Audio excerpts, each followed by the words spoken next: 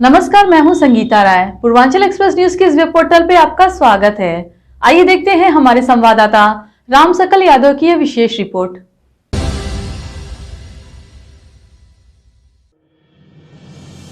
आजमगढ़ में एक कार्यक्रम में पहुंचे सांसद व भोजपुरी स्टार दिनेश लाल यादव निरहुआ ने प्रधानमंत्री के जन्म दिवस पर उनको बधाई दी।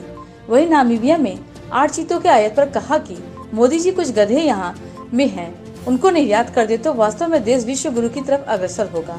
अखिलेश यादव के बयान की अगले जन्म मोहे गया न कीजो, मोहे चीता कीजो, इस पर निरहुआ ने कटाक्ष किया। ऐसे ही गधों को बाहर भेजने को कह रहे हैं। ऐसे लोग जो नव निर्माण में बाधक बनते हैं हमेशा निंदा करने में लगे रहते हैं और देश की उन्नति पर खुश नहीं होते हैं। ऐसे ही लोगों को निर्यात करना चाहिए। कांग्रेस के नेताओं के कटाक्ष की उज्बेकिस्तान में SEO की बैठक में प्रधानमंत्री किनारे खड़े थे, पर निरहुआ ने कहा कि यह आदिकाल से ही देश अपनी संस्कृति और ज्ञान के लिए जाना जाता है। यहाँ के प्रधानमंत्री अपने को PM नहीं प्रधान सेवक मानते हैं और आम लोगों के साथ जमीन पर बैठ लेते हैं। ऐसे लोग जो नव निर्माण में बाधक बनते हैं हमेशा निंदा करने में लगे रहते हैं और देश की उन्नति पर खुश नहीं होते हैं। ऐसे ही लोगों को निर्यात करना चाहिए। कांग्रेस के नेताओं के कटाक्ष की उज्बेकिस्तान में SEO की बैठक में प्रधानमंत्री किनारे खड़े थे, पर निरहुआ ने कहा कि यह आदिकाल से ही देश अपनी संस्कृति और ज्ञान के लिए जाना जाता है। यहाँ के प्रधानमंत्री अपने को PM नहीं प्रधान सेवक मानते हैं और आम लोगों के साथ जमीन पर बैठ लेते हैं, तो इसलिए कांग्रेस को सोचने की जरूरत नहीं है। देश के सही निर्णय लिया है, अपना सही नेता चुना है। पूरे विश्व में भारत का डंका बज रहा है। राहुल की भारत जोड़ी यात्रा पर उन्होंने कहा कि यह लोग बेरोजगार हैं, इनको कुछ छोटा मोटा काम मिलते रहना चाहिए। ये अपना काम कर रहे हैं, हम लोग को रास्ते से नहीं भटकाना चाहिए। देश जिस प्रकार से प्रधानमंत्री मोदी के नेतृत्व में आगे बढ़ रहा है, इस पर अपना ध्यान हम लोगों को लगाना चाहिए। यह लोग कुछ न कुछ खेल तमाशा करते ही रहते हैं। वहीं दूसरी तरफ आजमगढ़ में मंजरी हवाई पट्टी के अंतर्राष्ट्रीय स्वरूप देने के लिए एयरपोर्ट बनाने को विस्तारीकरण योजना का विरोध करना है। स्थानीय लोगों को 8 किलोमीटर की मानव श्रृंखला बनाने पर निरहुआ ने कहा कि आजमगढ़ में विकास के लिए वह आए हैं, किसी को उजाड़ कर नहीं होगा। स्थानीय लोगों के घर दुकान आ रहे हैं तो उनसे बात होगी। अगर वह नहीं मानेंगे तो देखा जाएगा कि विस्तारीकरण दूसरी तरफ किया जाए, किसी का घर ना उजड़े।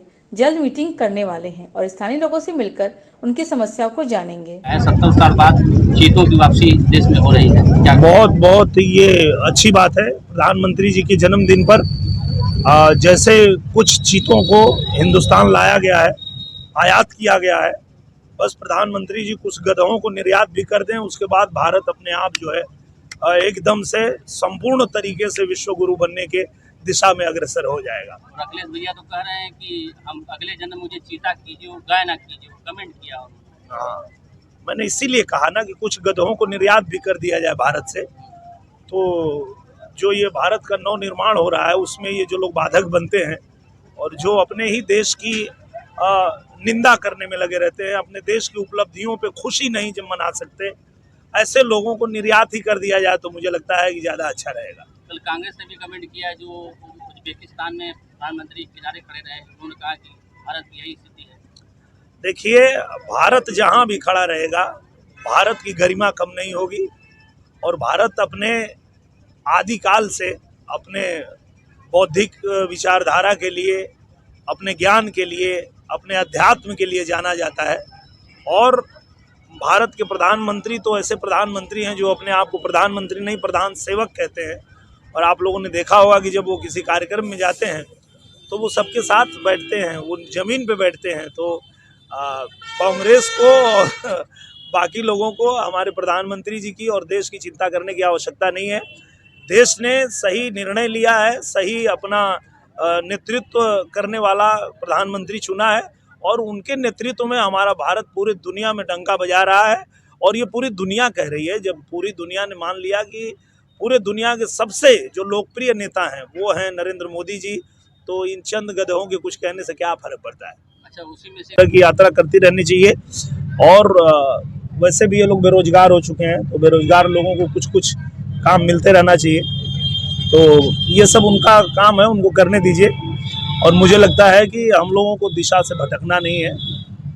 इनको इनका काम करने दीजिए। प्रधानमंत्री जी ने जिस तरह से देश को मजबूत बनाने के लिए, जिस तरह से हमारे भारत को आगे बढ़ाने के लिए काम किया है और काम कर रहे हैं, और लगातार उनकी जो दूरगामी सोच है उस पर जिस तरह से हमारा भारत आगे बढ़ रहा है, हमें उस पर ध्यान देने की आवश्यकता है।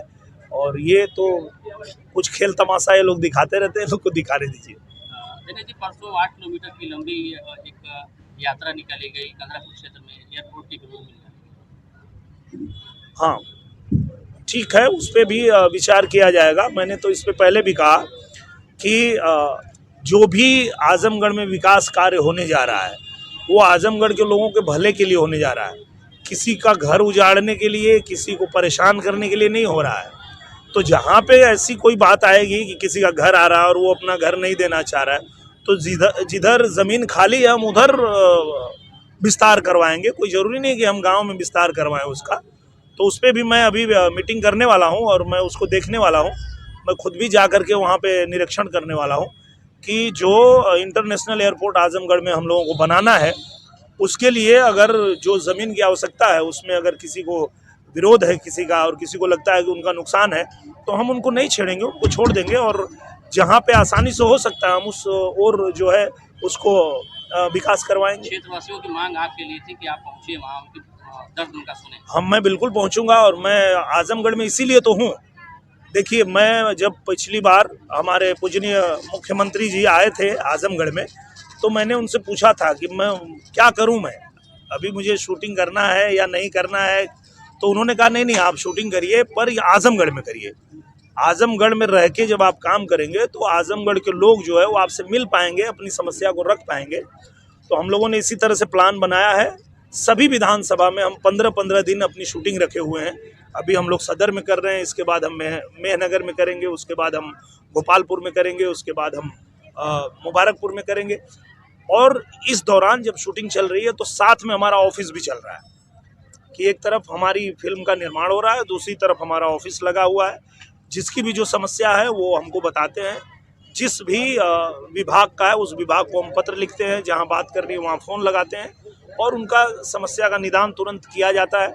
तो कहीं ना कहीं मुख्यमंत्री जी का ये आदेश है कि मैं आजमगढ़ में रह के ही अपना भी काम करते रहूं और जनता का भी काम करते रहूं।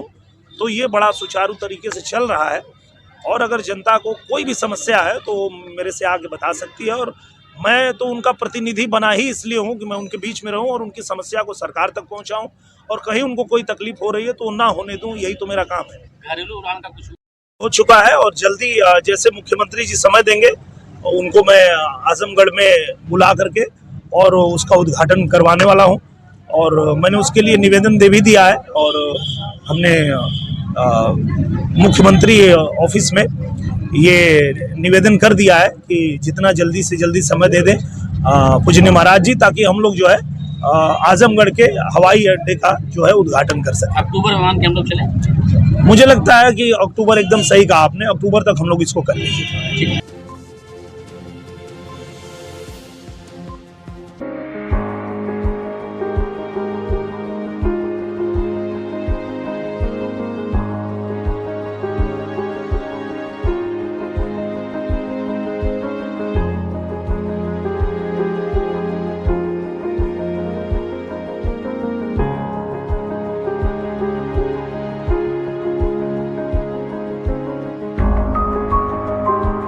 अगर आपको हमारी खबर पसंद आई हो तो हमारे चैनल को लाइक, सब्सक्राइब और शेयर जरूर करिए।